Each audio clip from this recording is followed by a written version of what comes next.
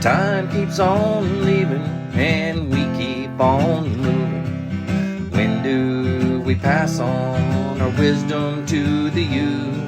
My veteran story, lost arts discussions, fireside chats with a bourbon or two. It's time to hear the stories by military veterans. Get yourself ready. It's the Lost Arts Podcast. The Lost Arts with Andrew Cox.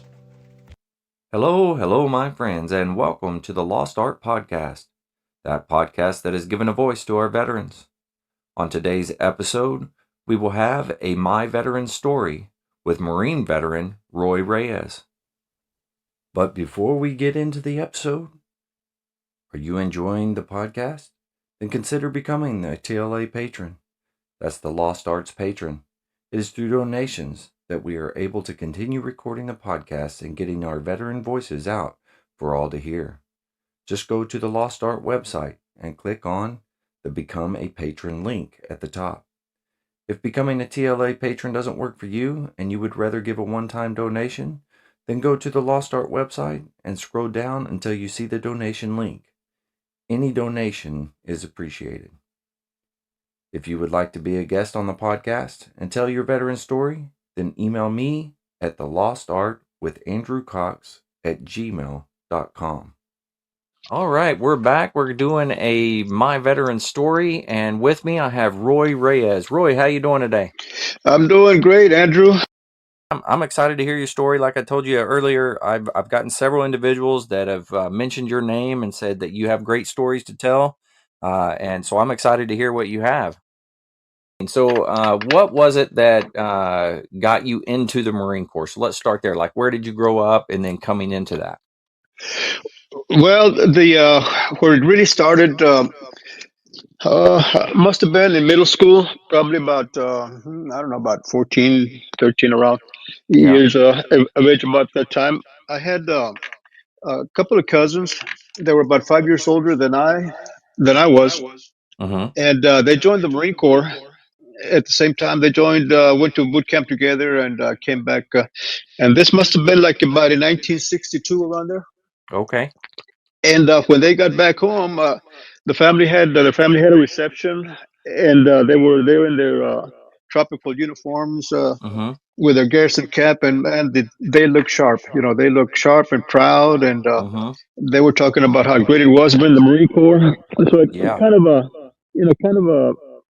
opened my attention to, hey, that's pretty good.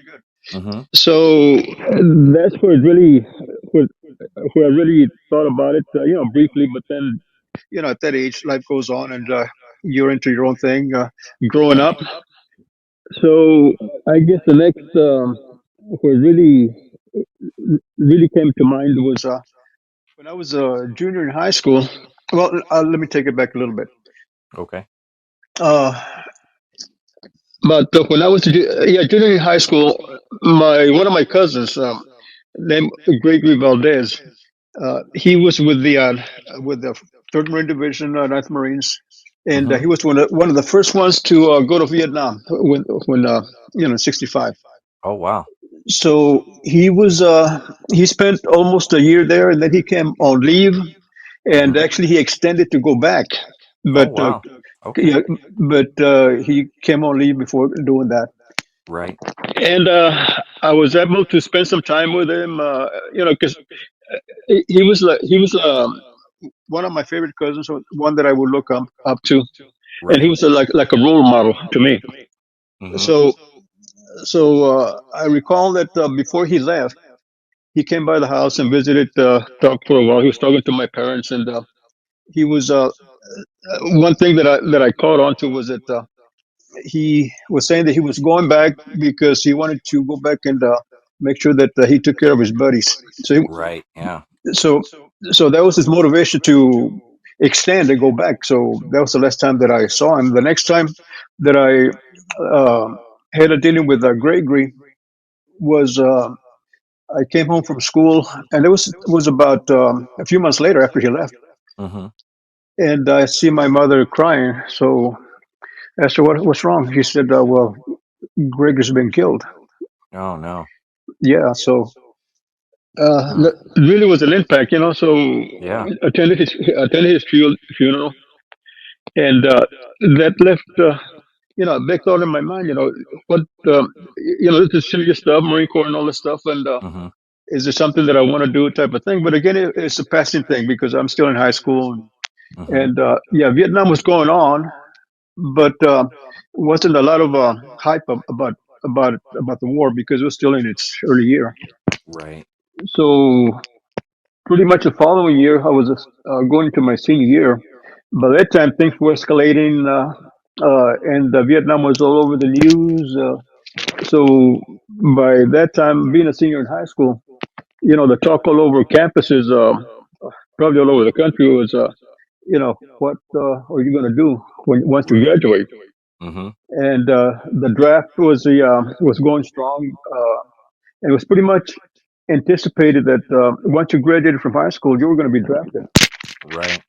and you were going to Vietnam. So Hmm. by that time, I mean, realities were hitting, and talks were serious. We know what are our options, and when we talk about that between each other, friends of ours, and well, option is to wait for the draft, let them find me, and then I'll deal with that. Do I enroll in school so that I can avoid the draft, or Hmm. do I enlist? Right. So those are the options. Well, my one of my best friends, um, we were in the band since middle school. His name was Julian Escobedo. Hmm. We were always hanging around. Uh, Football games, after football games, we'd go play pool. So we Hmm. were very close. So one time we're playing pool, and we hit on the discussion, what we're going to do, because we graduate in a few months. What are you going to do? What do you think is in store? So, and then he pops up with he tells me that I'm going to join the Marine Corps, Oh wow. Okay. and I said, you know what, I want to join too. Because I've thought about it, but I really haven't put a lot of thought into it. But I have thought about it. So, but Yeah. yeah, that's what I want to do also. So we go and visit the recruiter, Hmm. and so recruiter says, yeah, yeah, we want, of course we want you, and Yeah. you have some other friends that are also enlisting, and I want to get you all in a buddy plan. Oh, that'd So, be yeah. Yeah. so, so the buddy plan, okay, that was a good way to get people in. Oh yeah. Uh, so they promise you this and promise you that. So five of us go up to the recruiter on our scheduled date to sign enlistment papers, and Hmm. so we enlist buddy plan. Okay. So we had a date to go to boot camp on July 3rd, 1967. Okay. All five of us. So graduation time came. And the following week, a recruiter comes up and contacts us and says, "Hey guys, I've got an early date that they're looking to fill. Would you be interested in leaving like next week?" Yeah. So, so one of the guys in my buddy plan says, "Yeah, we'll go." But I tell the kid, you know what? I'm not ready to go. Hmm. I'll wait for my day. Okay. So that's kind of leading up to how that came about. So my date for boot camp was July 3rd, 1967. Right. Yeah. Very So, nice. Now, and you were living where at this point? well, I live in San Antonio. I've been in San Okay. Antonio, Texas, all my life. So that's where Okay. Gotcha. went to school here, graduated from high school, and Okay. enlisted in the Marine Corps All out right. of San And then Antonio. you went to San Diego for boot camp. Is that correct? Yeah, San Diego. Okay. When we got to the airport, there was a group of from different areas in South Texas that Hmm. we all flew into San Diego. So we got to the airport. We were the very first ones there. We got there kind of early. Right. So So they have us standing attention right outside the airport, Okay. uh, and you standing attention, and we were young and didn't know what was happening, what to expect, and so we were pretty little, well, pretty scared about not knowing uh, what was happening. So they Right. told you send attention. Uh, until I tell you so. And they never told us not to, to stand at ease. It was stand at attention for the whole duration that we were there, Right. waiting for the other recruits to come and fill the ranks to establish a platoon. Right. Yeah. So we were out there for hours and hours, standing at attention in front of the entrance to the airport. Right. So by the time we got to San Diego, it was late night, pretty close Hmm. to. Oh, I don't know. Must have been after 10 o'clock or around Yeah. that time. So that's when they took us off the bus and put us on the yellow footprints. Okay. So, Was that a big shock whenever you got there? well, of course, yeah, because Yeah. fear of the unknown. We don't know what to expect. We were young Hmm. and we took things pretty serious. So, yeah, it was pretty scary. It's a pretty Yeah. scary moment. Yeah. Yeah. I think So, everybody that stands on the yellow footprints says yeah, that's definitely one of those scarier moments. yeah, and when the when we saw a drill instructor for the first time. I mean, they were looking sharp, Hmm. and their military bearings, was. I mean, we were very impressed. So that gave us more of a, you know, these guys are serious. Fear of the unknown. We don't know, and Yeah. the way they barked at you and yelled at you, and it's pretty scary. Hmm. So all night we dealt with receiving, Hmm. issues, getting all our initial stuff, like getting all our belongings into a box, sending them home, Right. getting our haircuts, and going through that, first day transition. So it was all night long type of thing, and Hmm. so then the next day in the morning, they take us to the shower and they say, "Get in there. You got 10 seconds, something like that, to get in there." And that's when we come to a rude awakening. The way, you know you got this time, you got this thing to do, and you got so much time, 10 seconds to do it. And they Yeah. were pretty. I mean, they were on you. Of course, Yeah. Yeah. Yeah. you know how that goes. Oh yeah. As a matter of fact, we weren't fast enough, so the drill instructor took a bunch of rocks in his hand, loose rocks, and he just threw the rocks at us, and those rocks stinging us. So, man, Yeah. we double time into that shower. Yeah. Yeah. Yeah. Yeah, so Wow. we were all, what's going on here? Uh, what, what did I get into? Type of thing, right off the bat. Yeah. Absolutely.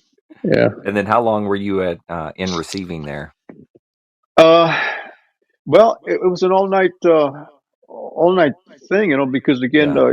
get your hair cut, and you go and start writing letters that you got Hmm. there okay, and you start getting your some initial like toiletries and that type of stuff.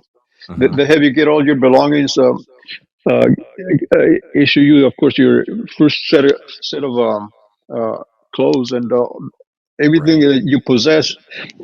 You can't keep anything, nothing at all. Yeah. Yeah. Yeah. So all your clothing, all your belongings, everything you put into a box and seal it up.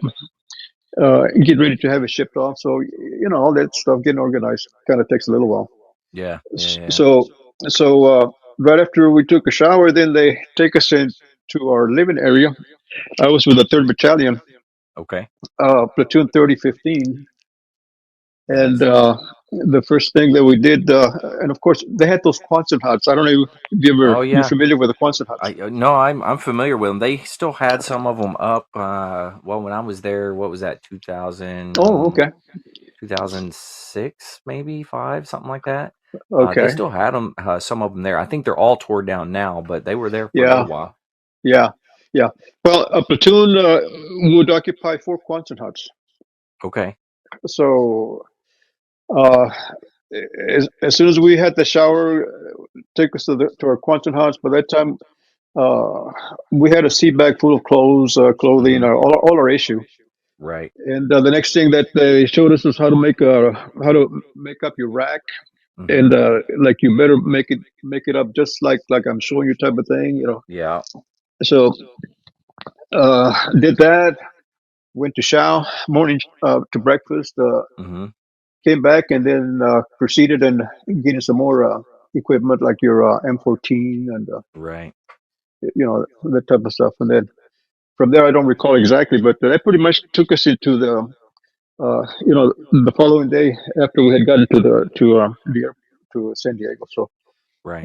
we didn't sleep all night, and then we they had us doing all that activity, getting us ready for settled in for what was in store at boot camp. But Right. it took us all that following day before we got Wow. Okay. a night's sleep.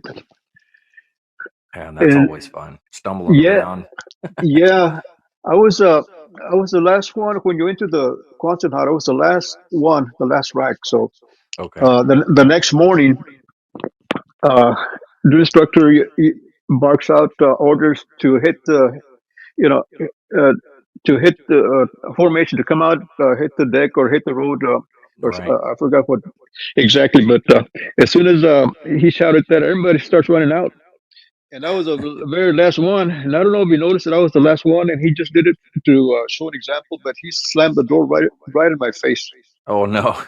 Yeah, and I didn't expect it, so I kind of it hit me in the face, but I was kind of I did have a quick enough reaction to kind of soften the blow. But I mean, I knew right away that this was serious stuff. He meant business when he said something. Yeah. Yeah. Yeah. Absolutely. And yeah, and um, I mean, in those days, they would physically, you know, beat you up. Right. Yeah. They had uh, you know, pretty much free reign of to an extent of how much Hmm. they can do. Wow. And when they hit you a blow in the stomach or give you a judo chop in the neck, I mean, it was Yeah. you could tell it was pretty hard because you could hear the sound. Hmm. And uh, so in those days, you had fear of that happening. So I mean, you Yeah. were Definitely. making sure that you were on your toes. Hmm. So that was pretty frightening. Oh yeah, for sure. And then you were so third battalion. At this point, are your drill instructors your actual drill instructor team? Did they Mhm. change over and they actually your drill instructors take over at that point, or was it They the were same drill they instructors? were the same ones from the get go. They were okay. Yeah, they were all the same ones. Very cool. All right. So You had what were some of the things you remember about boot camp that kind of stood out to you? well, uh, the physical aspect of it. You were always afraid that you might be targeted for for some mistake, or even just because I haven't targeted you, I'm going to pick on you type of thing. Yeah. And I'm sure there was a reason for that. So, but we knew that was part of the game, and as far as I was concerned, I went along with it. That if it happened, it Right. happened. It's part of building you up, or some. I'm sure there's a plan behind Hmm. it. But Yeah. I remember some of those times when some of the recruits they got beat up pretty rough, knocked on the Mm. ground, going to the sand pit and doing all those exercises like push-ups Hmm. forever and ever, squat thrusts forever and ever, and I mean it was the physical aspect was pretty demanding. Right. Yeah. Uh, Absolutely. um the the obstacle course, the confidence course, was pretty demanding. That Hmm. I remember that. Uh, I had some problems going through those, especially the ones where you jump on a bar, a straight bar, and then you jump from that bar to the next highest bar, Oh yeah. Yeah. Yeah. Yeah. and then you roll over, and then you to cross it. Hmm. Uh, and that one, when I did that one, I got into that first bar, and then I'm looking at the second bar. I said, "Shit, I'm never going to make that bar." So I was like hesitating, And then the drill instructor took again back down and got some rocks and he threw them at me. He said, "You better get your ass over that and blah blah blah whatever." And Right. man, that gave me the motivation to give it my all, and I jumped and I did it. But Nice. Yeah. so, so I guess it works to scare you into it. Yeah. Yeah. Uh, That's true. yeah, so but those are some of the things. I remember the pugil sticks Yep. that I remember doing that. Our drill instructor, when because we pitted one platoon against another, Mm-hmm. so uh, they would give you a pugil stick. They would have you charge against the guy from the other platoon was charging towards you, and then you got. Yeah. Of course, they give you some instructions or on how to handle the pugil sticks, Mm-hmm. simulating a rifle, right? Mm-hmm. So my drill instructor, when it was my turn, uh, they pitted two of us against two of them. Okay. So he tells me, put the pugil stick, hold the back end underneath your armpit, and straighten out your arm, and hold the front end and aim towards his neck, and just concentrate on hitting his neck, and just charge, and just don't stop, just run it Yeah. through. So I'm Okay. thinking, well, let's see what happens. So as soon as they say, okay, go, man, I charged towards the guy that's charging toward me, Mm-hmm. and he came towards me like in a defensive position, Yeah. like the pugil stick at port arms, like ready to strike. Yeah. And I've got the pugil stick aiming right at his neck. So, so I remember we hit, and I ran him through. He fell on the ground, and he didn't get up. Oh wow. Yeah, it just stung him. He was okay, Yeah. I remember that. It Oh man. Yeah, so That's that that's was good times pretty cool. there. Yeah, yeah. Yeah. Now, how long was boot camp for you? Well, it was short from the normal. I don't recall. Mm-hmm. I think it was about a 4 week. They had shortened it by 4 weeks. Okay. So I don't actually recall the extent that So was. probably it was probably 8 weeks then at that Yeah, point. yeah. I Okay. think I was going to say it was about 8 weeks, but yeah, you're right. Yeah. It was 8 weeks. Um, Okay. the rifle range was pretty cool. I enjoyed that. Now, did you go to Camp Pendleton for rifle range? Yeah, Edson Range. Yeah, Camp Yep. Pendleton. Okay. Very I nice. I uh, when we first got to the rifle range, we were in formation. I waited for, I don't know, I forget for what, but I see this Marine coming across the field, Right. and he passed right in front of my platoon, and he was one of the guys that I joined in the buddy plan that went to boot camp like about a month before I did. No kidding. Yeah, yeah, he was passing by, and he sees me. We were we were just waiting for the next instruction, so Mm-hmm. the drill instructor wasn't even there. So when he was passing by, I flagged him down. He comes over and says that he had been selected as a sniper, and Oh wow. that's why he was there. He was going to a sniper class. Mm-hmm. So his name was Roy Cisneros, and Wow. I'll bring up his name later on because he received the Navy Cross. Okay. But uh, I thought that was I was totally surprised to see him at all. I didn't expect to see Right. him at no telling when. Yeah. But the the rifle range episode was interesting, and I enjoyed firing. Uh, I had I wasn't the best. I wasn't. I managed to qualify, Mm-hmm. but when uh, when we did the rifle range, as you recall, I think we shot from the 150, 300 yard, and then the 500 yard or something like that. Yeah, I think we always did from the 2, then the 300, then the Yeah, okay, 500. the Yeah. 200, Yeah. and we were at that time we used the M14s. Okay. So uh, through the course of that time of the rifle range, when we're going through the learning phase and practice shooting before we qualified, Right. Uh, I was barely there, making my points to reach, the qualifying score. Mm-hmm. So one of the drill instructors was noticing that, so he kind of was focusing on my progress and kind of Right. giving me encouragement. So that went along for that whole time, and then when the day for qualification, uh, I was knocking it out of the ballpark. I was doing some good shooting, Mm-hmm. hitting the target on the 200 and 300. Mm-hmm. And then when we went to the 500, I was doing the same thing, but I was, you had a certain time span to take to shoot your rounds off Right. from that distance that you Mm-hmm. were shooting from. So the drill instructors were right behind me and saying, good shot, good shot," encouraging me. Mm-hmm. So I decided I'm going to take a break, take a breather before I take my last shot. Mm-hmm.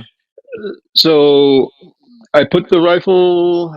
Uh, I have it pointed up, Mm-hmm. and I'm thinking I'm going to put the safety on. So practice some good safety. Yeah. So when I pressed on the safety, actually I pressed on the trigger. Oh no.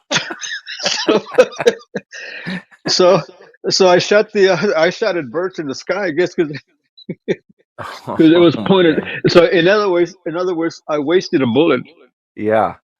So I'm saying, oh shit, I hope it doesn't mess up my qualifying scores. Yeah. But it didn't. I managed to make to qualify. But when I wasted that round, I said, oh. And the drill instructor, he didn't realize that I had squeezed the trigger on the round, because you hear rounds going all over the place. So he didn't. Yeah. When I fired mine, he didn't realize that I had fired my shot. So he's looking at me and saying, "Go ahead, go ahead." And I'm looking at him. I'm looking at him, and I didn't want to say, "Well, that I messed up." So finally, I Right. had said, "Well, I just gestured with my hands, uh, like oops." So he looked at me and just walked away in disgust. Yeah. So, but I qualified. That was bottom line. So Okay. Yeah. That's the important part. yeah, yeah. Uh, Oh man. one morning, I got beat up by the drill instructor at the rifle range. That's about the only time that happened to me. I mean, it seems like everybody in the Yeah. platoon got beat up at some point or other. But Yeah. we were before we started the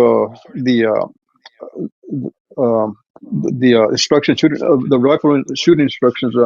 We had Hmm. mess duty. All So right. yeah, so we had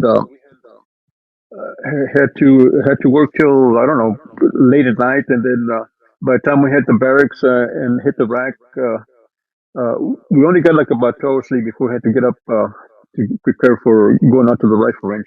Right. So, so they tried to wake us up like about 3 o'clock in the morning. It was pretty early. Hmm.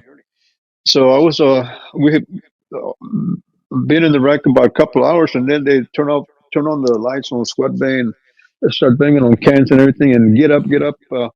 So I took about like a second longer than I should have in getting up. So he noticed that. Hmm. So so he calls me into the office and lays a good one on my, gives me a punch in the stomach, Yeah. and I kind of doubled over. It, it didn't hurt as much as probably he intended to, but Hmm. I doubled over, kind of made out like he really hurt me. So oh, okay. So Yeah. but so he wouldn't repeat it again. So which he didn't. But that was the only time that I got Yeah. a little physical beating from the drill instructor. Right. So Wow. anyway, Yeah. It's definitely different nowadays than it was back then. oh yeah, yeah. Yeah. I just jumping ahead a little bit. I've been visiting uh, uh, the Marine Corps bases for the past couple of years, Hmm. and I've picked up a lot of. I've gone to a lot of to some graduations. I went to San Okay. Diego Yeah. this summer. Did one of the graduations. I attended one of the graduations, and the Nice. year before I went to Paris Island. Okay. Yeah, yeah, So yeah. yeah, and talking to to Marines there, of course, uh, I see a lot of difference between now and then. Mm-hmm. Oh yeah. What are the big differences that you see? Well, of course, again, the difference in the handling of the recruits that are is being done now. Yeah. Not as physical now. The Mm-hmm. pressure is not as physical. I see where they're on them all, constantly uh, in being in their face, yelling and Right. kind of getting them, to function under pressure. I'm sure. Yeah. Yeah. Uh, Yeah. so that's a lot of the difference. I'm not sure what other things, some other aspects, but the Yeah. biggest thing that's different now that we didn't have then was the crucible. Yeah. Oh yeah. We didn't have it then, Mm-hmm. way back. But Yeah. I understand it's pretty demanding, which I think is Yeah. pretty cool. Yeah, yeah, it's a good challenge for sure. Yeah, You only get so much food, and it's so many. It's like two and a yeah, half days or whatever, something like yeah, that. yeah, yeah, So yeah, it's pretty demanding. yeah. I can imagine. So I would have felt um, a challenge, Yeah. in doing that, and I would have enjoyed that challenge. Oh yeah. Yeah, yeah, yeah. Definitely. I think most Marines do, Yeah, even though they don't like it when they're going through it necessarily. But yeah, as you look yeah, back yeah, on it, yeah. you can appreciate it. Exactly, exactly, exactly. The accomplishment. Yeah. Okay. So after boot camp, where did you go from there? Well, let's step back a little bit Oh, okay. because Yeah. it goes along with that question. Uh, I was in band when I was in high school, right? Mm-hmm. And I was a drummer in Okay. high school. And our music program was not the best. It was you pretty much learn on your own as a drummer. Right. So our high school band had only one band director, so we didn't have any time to spend with the drummers in teaching them some aspect of theory Oh uh, yeah. or percussion. So we pretty much picked up on our own. And Mm-hmm. one thing that I had was pretty good rhythm. Okay. So when in boot camp, our second week there, part of our testing, uh, remember on a Saturday we were in class. So this Marine comes up, and he happened to be from the band. It was a Okay. Saturday, so he invited anybody from the four platoons from the series, which was composed of the four platoons going at the Mm-hmm. same time through boot camp.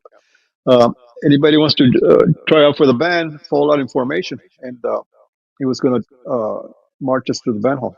Okay. So, so of course we had permission.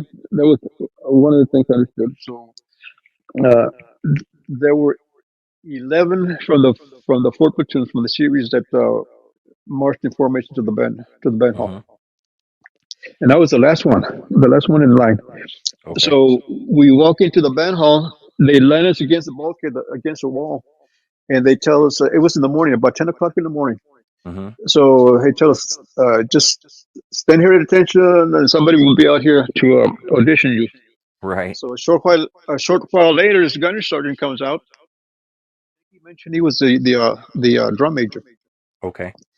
and he comes out like he's rubbing his eyes, like he was just woken up. And so he expressed that he had just woken up. They had just gotten in from some trip and had Yeah. gotten in late. So he says, "But I'm going to audition you. So I'm going to start with you first, pointing to the first one in line Yeah. of the 11 of us." So he says, as one comes out, next one just comes in Yeah. to the room. So that that that happened. So when I was next, I was the last one. So I walk in there into the room, and I could tell that he was bored, tired, or just you know still lack of sleep. But Mm-hmm. he looked at me very uninterested, and he says, "I just play me something." So I play him, on the drums. I just played him some rhythms, Yeah. some of the cadences that we used in high school. He says, he tells me, "Well, it sounds good, but I'm not a drummer, so I'm gonna get my drummer to come and Yeah. audition you." Okay. So he walks out. Short while later, this guy comes in, Sergeant E5, Mm-hmm. and he comes in rubbing his eyes like he had just been woken up. Same, same thing. And while he's rubbing his eyes and takes a big old yawn, and he tells me, "Play me five rudiments." Uh, Okay. well, in drumming, were, were you a drummer? Yeah, I was drummer. Yeah. Well, okay, rudiments. So, play me five rudiments. Hmm. So that's all I knew. I only knew five rudiments. Yeah. At the time, because I didn't have much of a band program when I was in high school. Yeah. Yeah. So I only knew five rudiments. Period. If you just said play me six rudiments, I would have been up a creek. Yeah. But it was just it was meant to be. And he says play me five rudiments. So the five rudiments were the long roll, five stroke Uh-huh. roll, the flam, and Uh-huh. whatever else. I forgot what other else, but five rudiments I played Okay. him. He says okay. So he puts a march music in front of me. So it was pretty easy. So I played it. I said okay, go on back. So Yeah. head it on back and continue with the rest of the time in boot camp Yeah. until graduation time. Before graduation, they read out your MOSs. Okay. So they're reading out so and so, oh 0311, so and so, whatever this, so and so, whatever Yeah. that MOSs. Reyes, you're 5500. And I'm thinking, what's 5500? He says, you're going to be in music. I said, oh man, are you serious? Totally surprised. I had no idea. Wow. I was, I, I never expected. That was furthest from my expectations. I was going to be given an MOS of 5500 music. Yeah. So my impression was that I was going to be going to the drum and bugles, the school of the music school at Hmm. Paris Island. They had the drum and bugle, they call it at that time, Yeah. um, and they had the school uh, at Paris Island.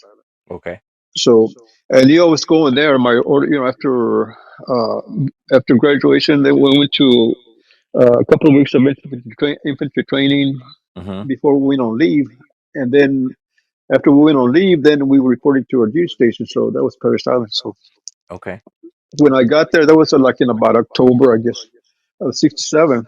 Hmm. When I got to Paris Island, uh, I'm told that I was report to the band. Okay. I was gonna be reporting to this music school, but no, I was in the band. Oh, wow. Yeah. There's no school. You just went right in. Well, yeah. Well, it was two different things. Of course, Hmm. the drum bugle and the regular Marine Corps band, which is Yeah. the field band there at Paris Island. Right. Yeah. Uh, so of course you had to go through the 6 months of what do you call it, OJT, Yeah. Hmm. before you got your permanent That's right. 50, 55, 63 Yep. uh, Hmm. uh, That's it. band drummer. That's right. So I went through that. Uh, when I was there about a month, of course, that was going into November now. Hmm. Uh, for the Marine Corps birthday, this was pretty awesome. Uh, uh, they had a guest speaker. They were Hmm. going to have a guest speaker. They didn't tell. I didn't know who the guest speaker was, but uh, they they wanted some ceremonial music, so they selected a few of us in the band to go play for the Marine Corps birthday celebration. Play Marine Corps hymn, Star Spangled Banner, stuff like that. Right. Yeah. So I was one of them. When we played, they announced that the guest speaker was Chesty Puller. No kidding. No kidding, Chesty Puller. Wow.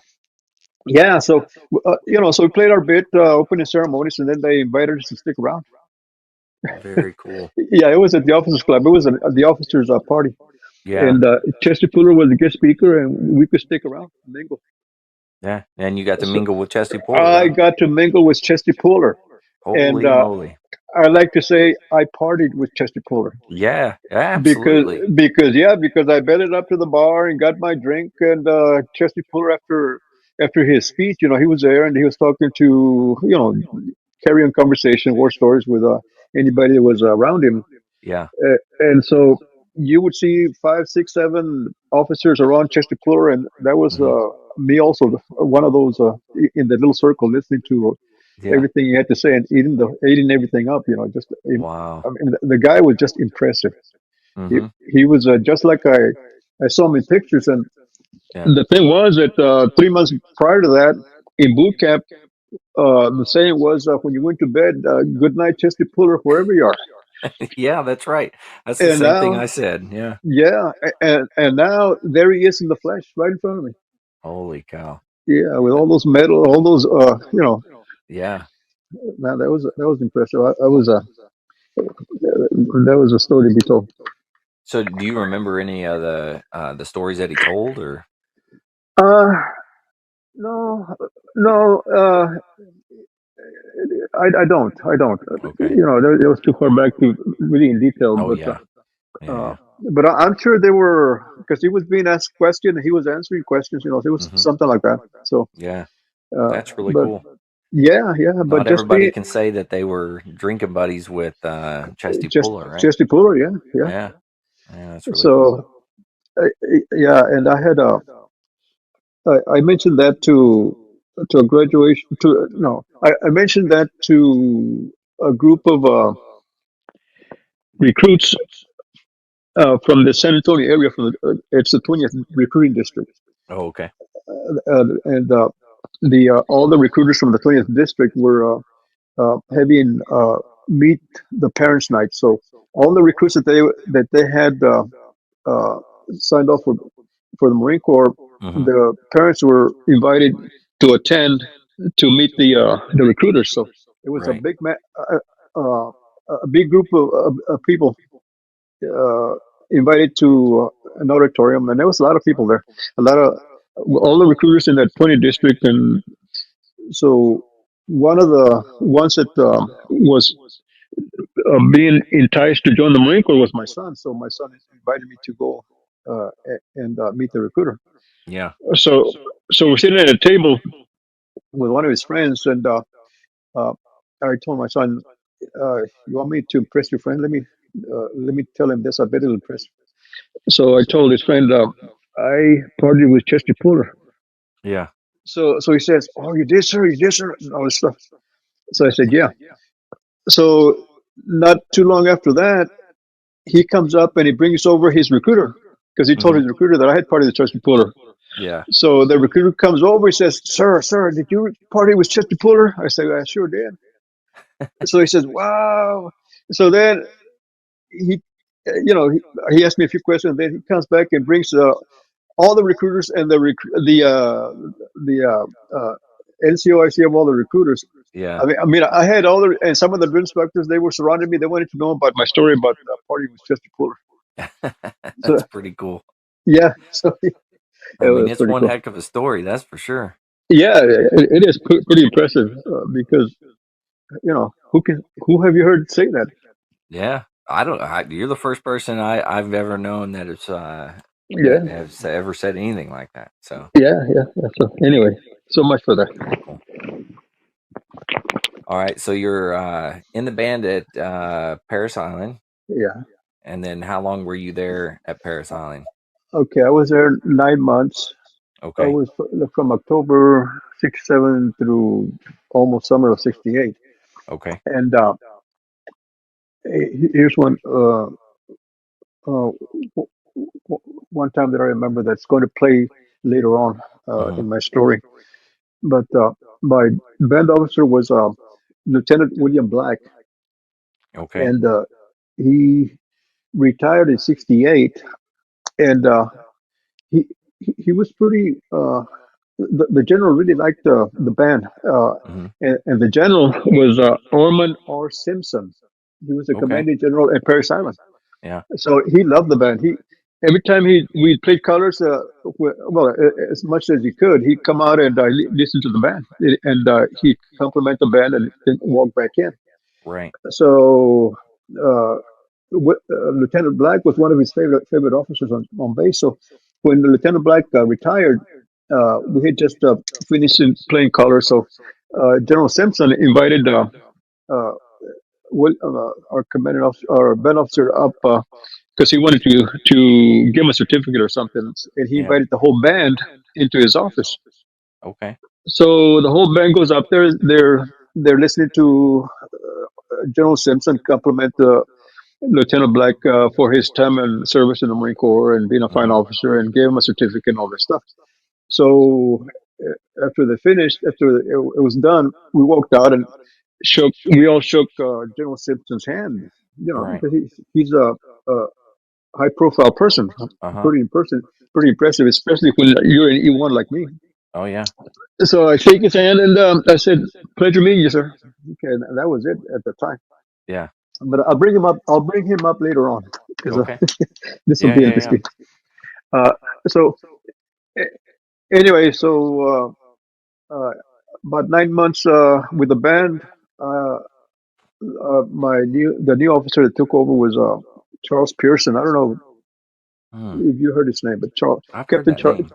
Captain Charles Pearson. Mhm. And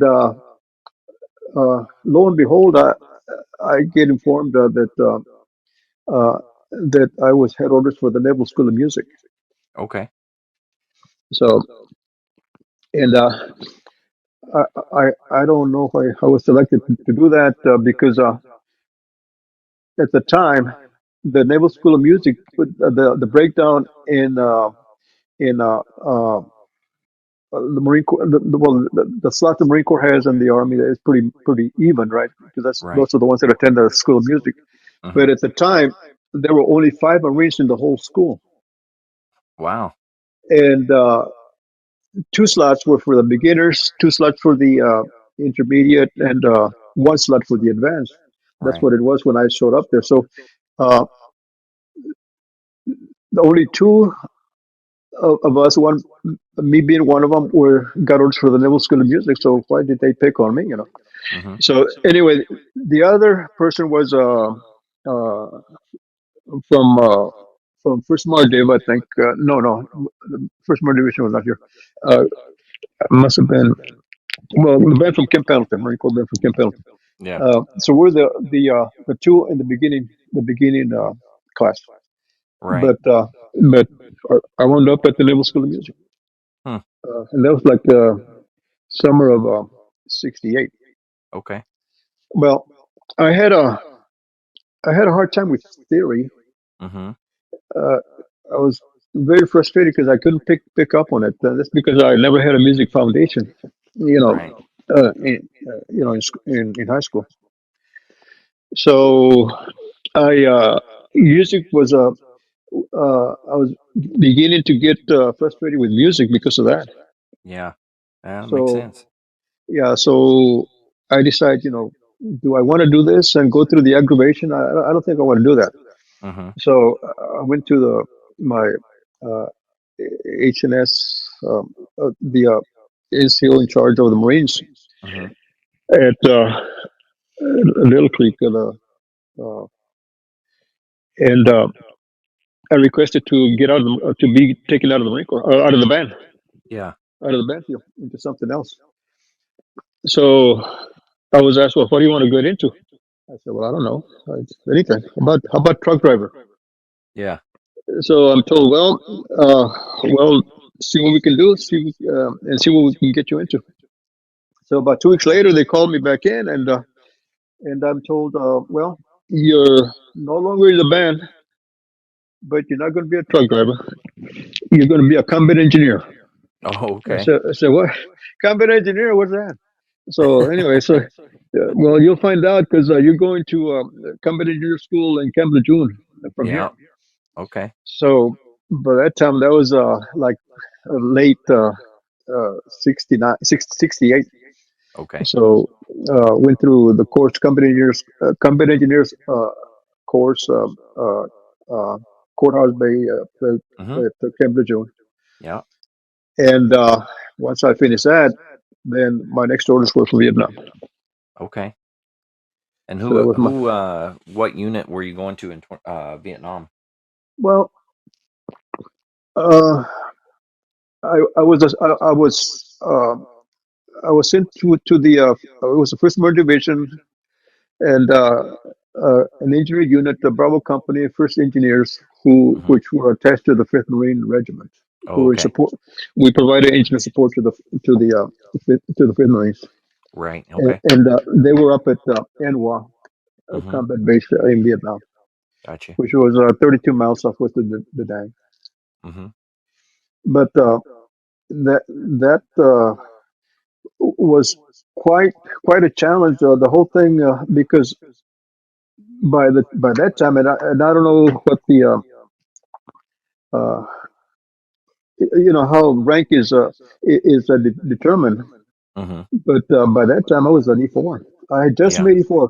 I picked up E4 when I was going through the school at company engineering school. I got my E4. Okay. Gotcha. So I was a NCO, right? Mm-hmm. And at the time, there was no real NCO school. I mean, you became an NCO and you function as an NCO. Mm-hmm. But Yeah. there was no classes, no nothing to give you guidance, directions, or training uh, on on for NCO Right. for that rank and responsibilities. So when I got to Vietnam, uh, I had a new MOS. Mm-hmm. I had the NCO rank, but Okay. I had no uh, experience at my new MOS. Right. Yeah. So it's kind of like an awkward position to be in because you're supposed to be at a level of expertise in Mm-hmm. in your MOS, uh, Right. and that goes along with your rank. Mm-hmm. If you're a NCO, you need to you better be pretty knowledgeable about your job. Yeah. Absolutely. Yeah. So with me, I had responsibility, I had rank, but I had no experience at what I was supposed to do. So Mm-hmm. when I got to to Da Nang, we flew in like about it must have been like about 10 o'clock at night, Mm-hmm. and our concerns were, are they going to hit us with rockets as we come in? And we were flown in through commercial airline, and Right. the instructions were as soon as we land, get off the plane right away because we don't want to have to go, through that possibility being rocketed. Right. So report to this spot. There'll be somebody there meeting you, and you report to this spot, Mm-hmm. and they'll have your name, and they'll assign you where you're going. Uh, Right. so that night when we got in, 10 o'clock at night, and I mean the whole aura of the atmosphere was just a strange. It was eerie. Mm-hmm. Uh, uh, even the smell, was something that strange and just weird and eerie. Mm-hmm. So so waiting for went around to report to where I was supposed to report to in the morning. So it was all night, and we were instructed just you're gonna just sleep in this transitional barracks, and in the morning I report to your unit, and this is where it's gonna be. Okay. So the first time that I go in and, to one of the heads when to take a leak, I see on the writing on the walls like so and so 2 weeks left, so and so 5 days left, so and so 1 day left. And Right. I'm looking at all these writings on the wall of all the short timers, and I'm thinking, man, and I still have a whole year to go. Man, this is a rude awakening right there. Yeah. Just realizing and kind of making you think, right? So, Absolutely. yeah. So before I reported, I was to report to my unit out at uh, which was I was assigned to. We had to go through. I had to go through about 3 days of in-country training for combat engineer for learning about getting some more insight on booby traps and mines and Right. Yeah. how to handle them, how to what to look for, Mm-hmm. uh, and what the real thing was because um, we learned classroom stuff back at school, but in Vietnam you had to deal with the real thing. Right. Yeah. So I had to go through 3 days of that. And then I took a convoy to the combat base San Juan, which is again 32 miles. And along the road, another rude awakening was you you could see dead bodies of Viet Cong or MBA, whatever they were, just laying on the road. And I said, Oh, man, look wow. at that. Yeah, it builds up to, man, what is this crazy world all about? Yeah, So, absolutely. yeah, I report to my unit, which is again uh, uh, the combat engineer uh, unit, and so I was given my assignment. You're going to be you're going to be in charge. So I said, I realize that you haven't had much experience because I can see my military record. I said, but we'll give you some basic instructions, and but you're going to be in charge. You're going to be there's an outpost that's halfway here between here and the river crossing, which is a vital river crossing, which is about I don't know about 6 miles from Anua. Okay. But we had a like a fire base up there, Okay. and that fire base overlooked again a major river crossing, which is crossing for a vital supply line from Da Mm-hmm. Nang to Anhua. Right. So my assignment was going to be in charge of the engineers up on that fire base. Wow. But before I was to report, they wanted me to me do some a little bit of a OJT by doing some of the road mine search operations. Right. Uh, so the first and my commanding officer, second lieutenant, was brand new in country. Also, he must have been there like about a Oh, week wow. before I was. So we were both learning. Mm-hmm. So we go out on a mine sweep. We call it a mine sweep, but we go out the road check for mines. Mm-hmm. Uh, he tells me to do the probing for mines. Right. So the prober would walk uh, behind the person operating the mine detector, Mm-hmm. and if they picked up some kind of signal on the mine detector, then they would point to the prober about the suspicious area, Mm-hmm. and then the prober will come and probe and see if there's anything in there. Oh, wow. So my first assignment was to learn to probe. Oh my So God. we're going down the road, and I spotted something that seemed wasn't right. Mm-hmm. So then I called uh, the demolition person to come and Right. put a charge on it because it seems like there was something there. So he puts the charge on top of where I pointed to him. We all move back, and the biggest explosion you can imagine explosion, Right. resulted. So that was a bomb under there that I found. Oh, wow. And I'm talking about a 250-pound bomb was under there, Holy or, cow. or, or, or composition being a box strong enough for that Mm-hmm. Yeah. because it tore the road apart. Holy man. Yeah, That's wild. yeah, so my commanding officer, second lieutenant, I forget the last name. He said, Reyes, Eagle Eye, Reyes. Uh, I'm impressed with what you just found. So after that, I mean, he built confidence in me, Yeah. right, right off. So every time he'd see me, it's Eagle Eye, Reyes. But anyway, that was my first experience with that, and everything was just shaping up, from one day to the other. Just Yeah. things were happening, and they were Yeah. happening Yeah. fast. Uh, Well, hey, Roy, we're approaching that hour mark right here. Already. Yeah, it's gone by very, very quickly. So what we'll do is we'll stop this podcast and then we'll restart and redo another one because I definitely want to get into more Vietnam and the rest of your story as well. And I'm sure all the listeners out there want to hear it as well. So we'll go ahead and call this one and then we'll jump back in. To all the listeners out there, I want to thank you for joining us on today's podcast. As a reminder for all veterans, if you are struggling and need assistance in any way, please reach out for help. The VA has an incredible website and helplines to assist you in your time of need. just go to the veteranscrisisline.net. That's the veteranscrisisline.net. There are several ways of reaching out for assistance through the VA. For a crisis emergency, just dial 988 and then press 1. Again, dial 988 and then press 1. You can also chat online by going to veteranscrisisline.net and clicking on the chat icon. You can also text for assistance at 838-255. Again, that's 838-255.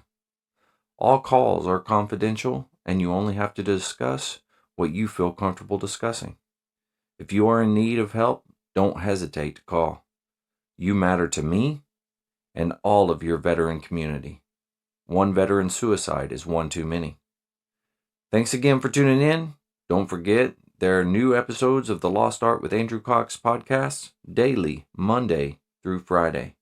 Stay motivated and change your socks.